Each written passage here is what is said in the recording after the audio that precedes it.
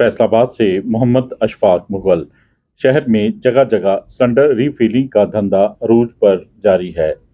जिले इंतजामिया की नाअहली, सिविल डिफेंस की चशमपोशी ने शहर में सिलेंडर रीफिलिंग वालों को खुली छुट्टी दे रखी है।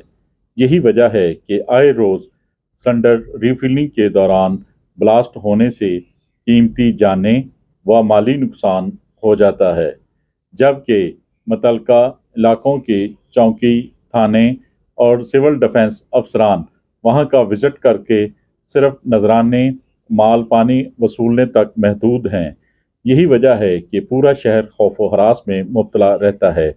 शहरियों ने divisional commissioner, deputy commissioner, assistant commissioner और मेट्रोपॉलिटन कॉरपोरेशन के सीईओ, डिप्टी सीईओ से दरख्वास्त की है कि फौरी तौर पर शहर का विजिट करके जहां जहां सिलेंडर रीफिलिंग हो रही है ख़त्म करके इसको शहरी इलाकों से बाहर मुंतकिल किया जाए।